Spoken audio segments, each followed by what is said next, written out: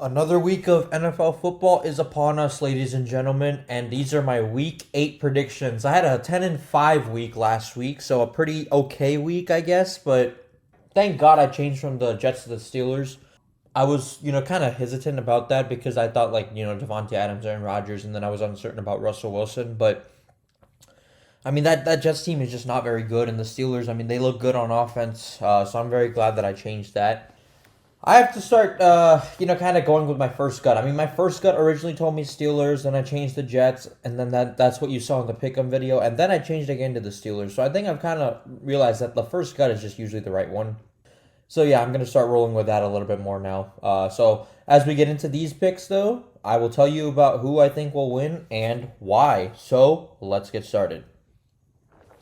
Thursday Night Football, we got the Minnesota Vikings heading to LA to take on the Los Angeles Rams. So the Vikings, they're coming off a tough loss where they just could not close the deal against the Detroit Lions.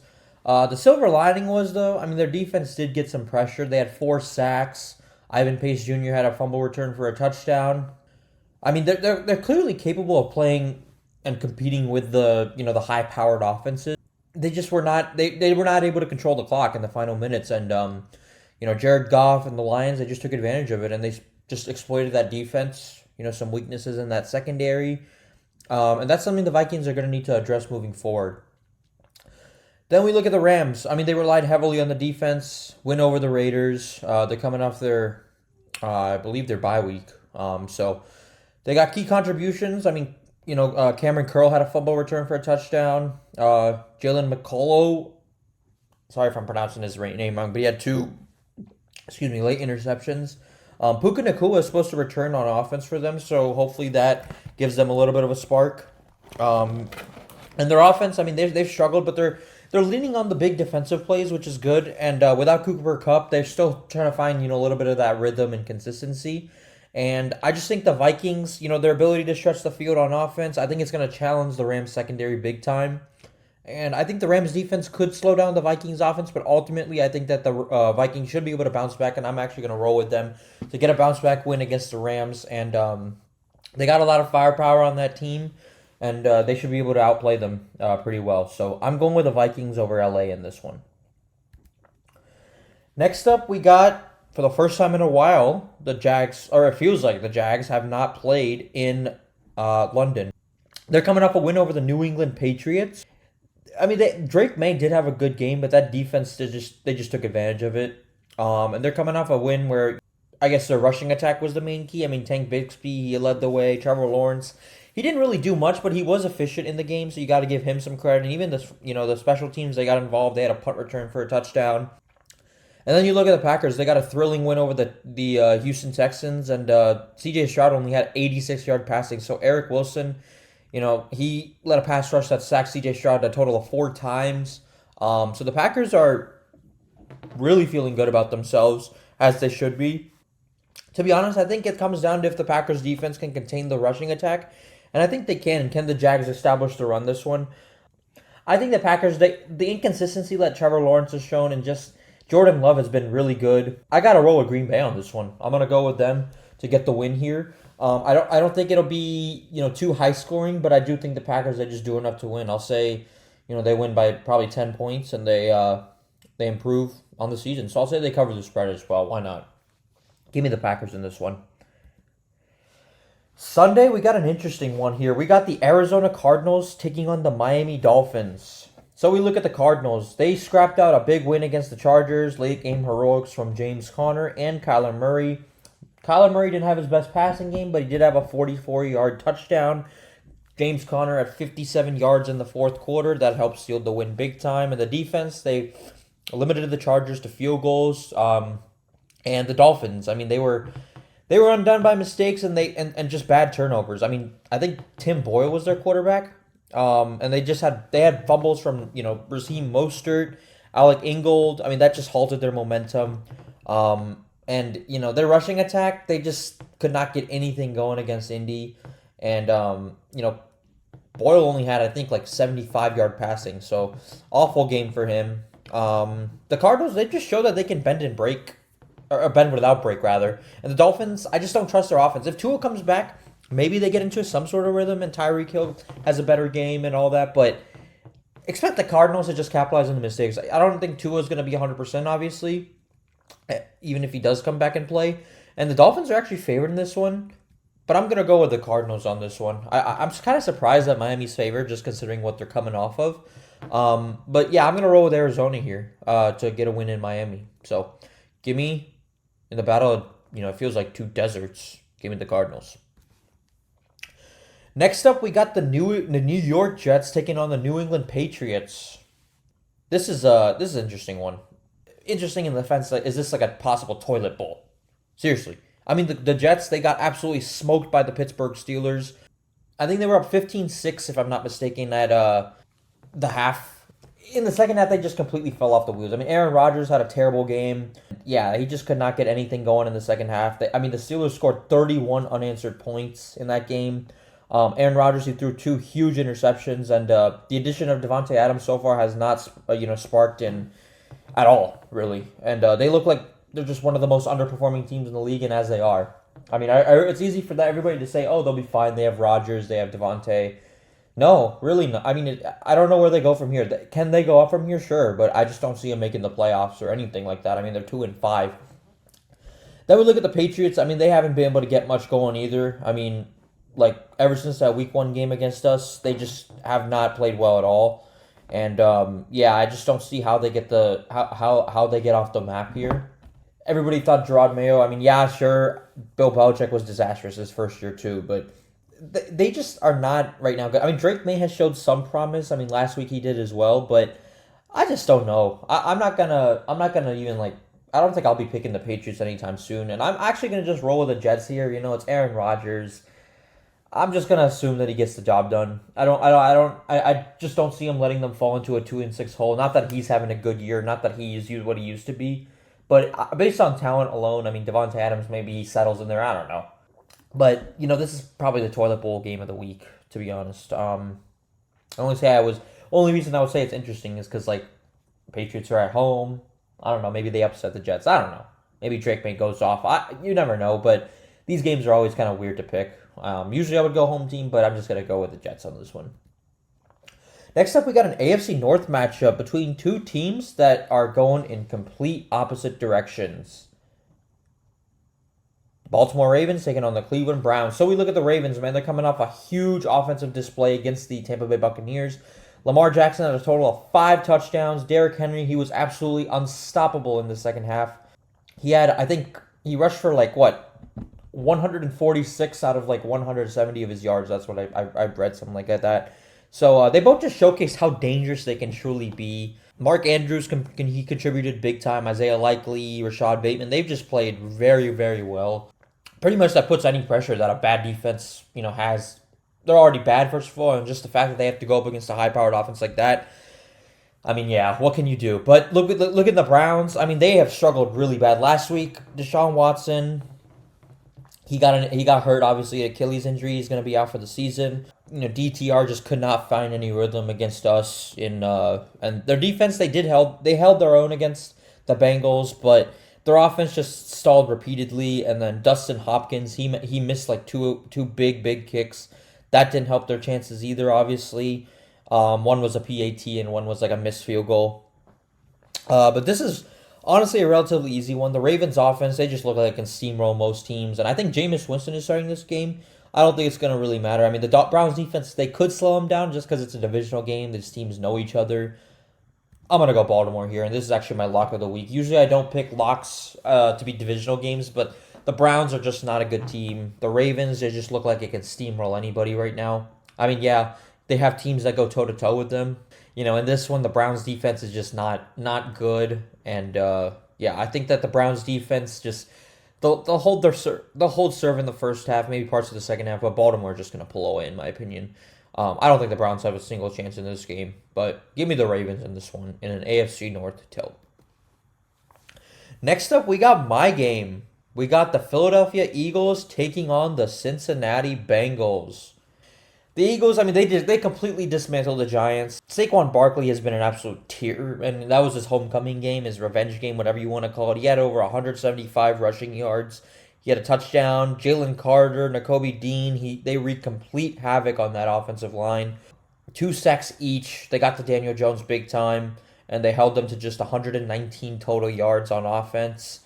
And this is my game, so I'm not gonna go too deep because there'll be more in my preview. But the Bengals, they're coming off a much needed win against the Cleveland Browns, man. I mean, their defense just stepped up big time when we needed them.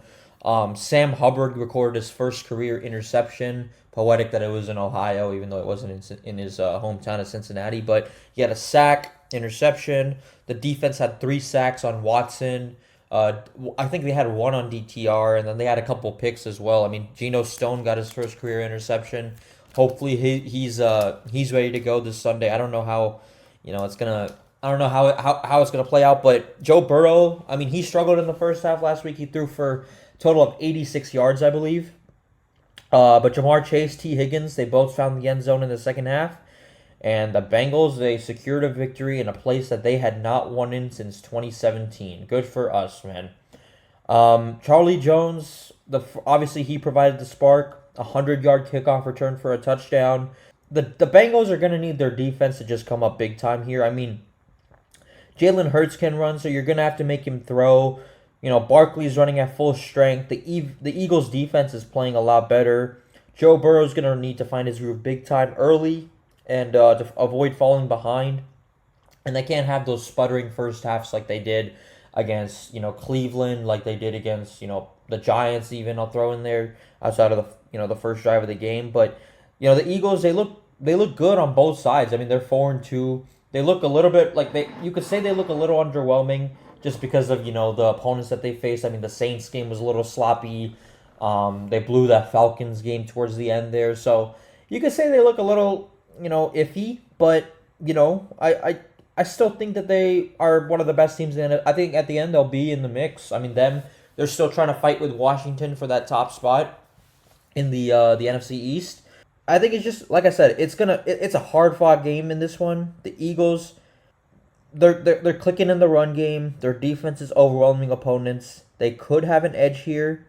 The Bengals, they're going to need Joe, Chase, Higgins to come up huge in this one to pull it off.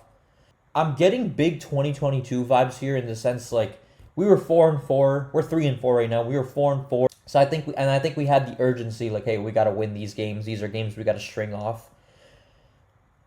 I'm going to go with my guys on this one. I'm going to go with the Bengals to get the win here. I think that they are just aware of the situation and aware of, the fact that they need to get these wins. They need to string up these wins to keep pace in the AFC North because the Ravens are playing very well right now. The Steelers are playing really well right now, and they're not doing us any favors. You got to come out big, and I think that they will, especially this is their whiteout game.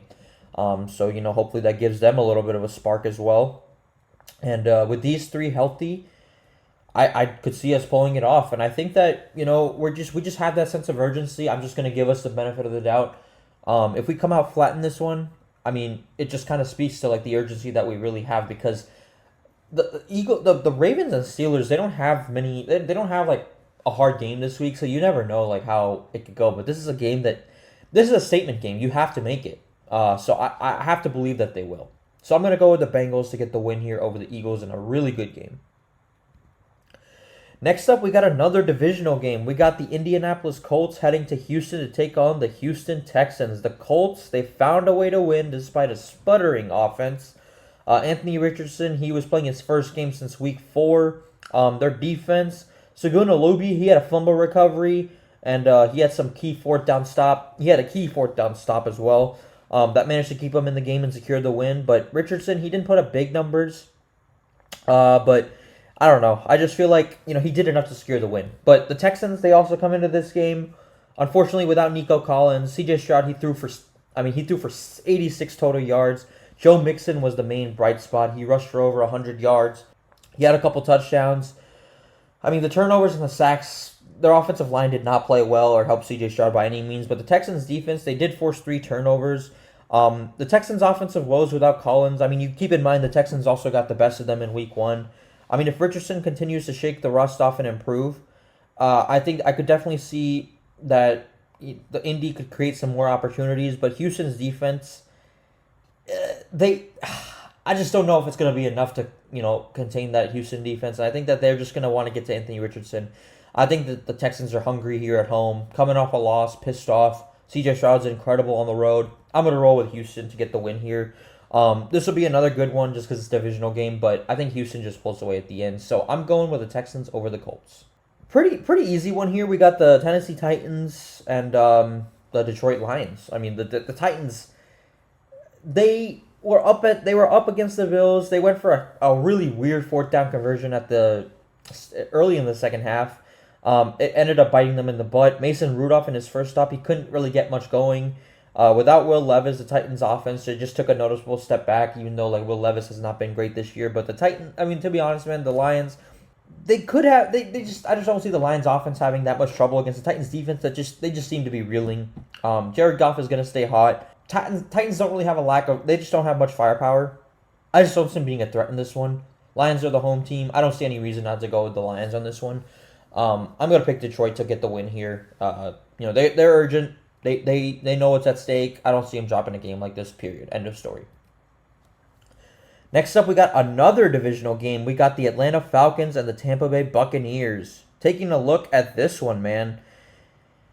The Bucs, they got steamrolled by the Ravens. I mean, Lamar Jackson, Derrick Henry went off. They combined for over 500 yards of offense. Baker Mayfield had 2 interceptions in the second quarter. A really bad one in the end zone where he had like 10 seconds to throw. So that was like kind of Cleveland-ish Baker. And also, just not to rub more salt in the wound with the loss. I mean, they lost Mike Evans and Chris Godwin. And who knows what's going to happen? Who knows how severe those are? But the Falcons, they also got a really bad loss to Seattle. I'm not saying they've been playing well, but on the road, they've been perfect. And Bijan Robinson had 143 total yards. He had a touchdown. I mean, Kirk Cousins just had a terrible game. DK Metcalf, Kenneth Walker, they took advantage of that defense. Atlanta's hungry in this one. Kirk Cousins is perfect on the road this season, obviously, and they're gonna need Cousins to bounce back. And a Buccaneers team that's kind of reeling on both sides of the ball. Unfortunately, I think Atlanta just completes the sweep here. I think Atlanta actually goes into Raymond James Stadium and pulls off the win, and gets it done over the Bucs in a really, really good game. But these injuries and just Baker kind of playing a little bit, more mistakey, if you want to call it that. I just think it's going to reel a little bit out of control in this one. It's a divisional game. The Falcons did beat the Bucs earlier. I'm going with Atlanta on this one. Next up, we go to the 4 p.m. slate, guys. We got the New Orleans Saints taking on the Los Angeles Chargers. So we look at the Saints, man. What an ugly game for them. They lost to the Broncos. Spencer Rattler played like dog. Bo Nix liked them. He lit them up like crazy. You have to assume that the Saints, like, they come out with some sort of fight. I mean, you can only hope, right? But I don't know. The Saints team just seems like very, very like just iffy right now, and I just don't see them doing much this year. Then we look at the Chargers. They're coming off a tough loss, against the Arizona Cardinals. I mean, 349 yards passing from Justin Herbert. They just could not get in the end zone. They had to rely on some field goals. Their running game was completely neutralized. It was just an ugly showing for them. And then you look at the Saints rather. They're also kind of just reeling. So both these teams are just having very bad slumps right now. Whenever I'm in doubt, guys, I go home team. I'm going to go with the Chargers on this one. Justin Herbert's just too good right now. I think he's just too good to let them go in like a hole like this. I just think they're a better team than New Orleans is right now. New Orleans has too many injuries going on them. So, yeah, I'm going to go with the Chargers on this one. Next up, we got the Buffalo Bills and the Seattle Seahawks. So, we look at the Bills, man. They started slow, but they finished. I mean, Josh Allen, he threw for 258. He threw for a couple touchdowns in the second half. Amari Cooper, he made a big impact in his first game as a Bill. It's amazing to see what happens when he leaves Cleveland. And then in Seattle, I mean, they had, I believe Derek Hall had a 64-yard fumble return for a touchdown. Kenneth Walker, the third, and DK Metcalf were outstanding. They forced the defense forced Kirk Cousins into several mistakes. Seahawks defense has proven, to be actually a big play type of defense. I mean, they've kept them late in the game, even in games that they've lost. But if they can keep the pressure on Allen, I think they have a chance to slow him down. But that Bills firepower on offense, I just can't pick against them. I'm gonna go with the Bills on this one. I think that's Geno Smith makes a few mistakes, and that just costs him in the end. But the Seahawks defense could keep them in the game, and I think that they will. But I'm gonna go Buffalo on this one. They're just rolling right now, and I just don't see a reason not to pick them. Give me the Bills. Next up, we got an interesting one here between two really young quarterbacks. We got the Chicago Bears taking on the Washington Commanders. So we look at the Bears, man. Caleb Williams and the Bears have been, rolling pretty good in this one. I'm not going to say they've played the best teams in the world, but, at the end of the day, they're getting wins. So you got to respect. I mean, they've won games. A lot of teams get lucky with their schedule and whatnot. And Jaden Daniels, I mean, the Commanders absolutely crushed the Panthers 40-7, but Jaden Daniels is out with a rib injury. I don't know how that's going to go, but, I mean, assuming he's healthy, and, I think that he can take advantage of a good Bears defense. I mean, this Bears defense is good, so if he's not healthy, I reserve the right to change it. I'm going to go Commanders on this one to pull off an upset just because Chicago is favored. I don't know if that's because Jaden Daniels is hurt.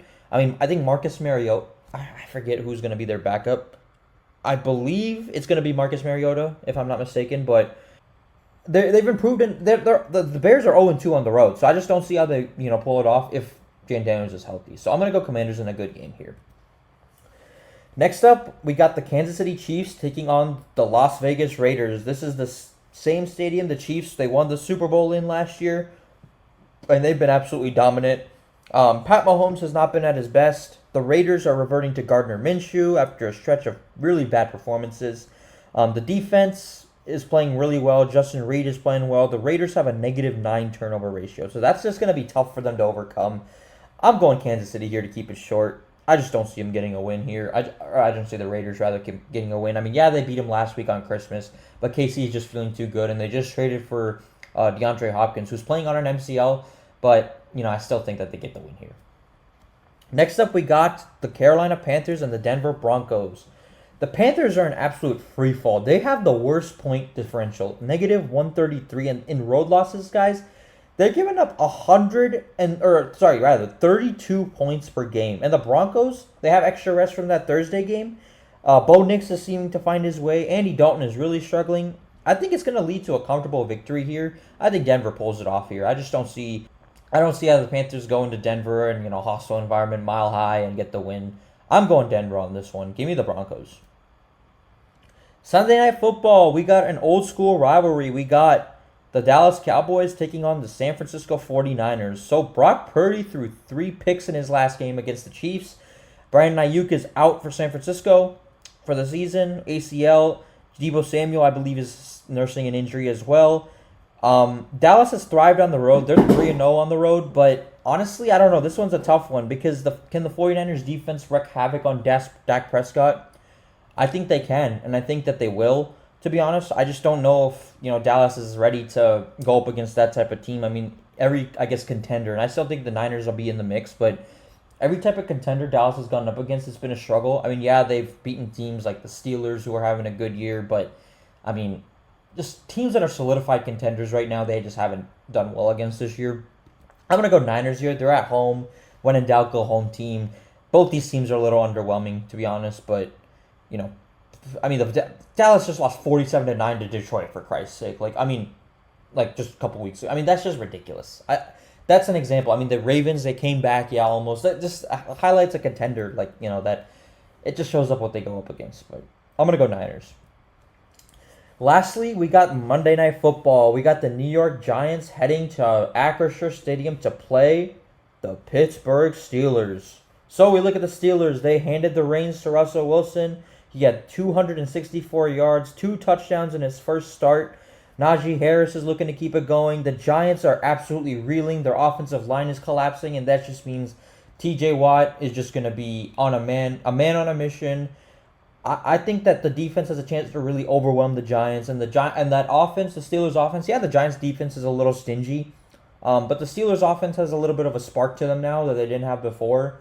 And I honestly think that they can definitely go into this game just thinking okay, let's just handle business. I mean, yeah, the Steelers, they tend to play down to competition, but they seem to have some sort of rhythm now, and they're the home team here. I'm going to go Steelers on this one. They're going into the bye week at 6-2. They have a tough schedule, so it's good that they're racking up wins right now. But yeah, I'm going to go Pittsburgh on this one. They seem to be, kind of rolling on a groove right now. So yeah, give me the Steelers over the Giants in this one. That's going to do it, guys. Thank you guys for tuning in to the picks video. Make sure you like, make sure you comment, make sure you subscribe down below. And I'm going to be doing these every week, like I always say. Hit the like, comment, subscribe, as I just said. And hopefully I have a great week this week in terms of pick'em. And, hope you guys have a great week of football, great week ahead. And you guys take care. I am out.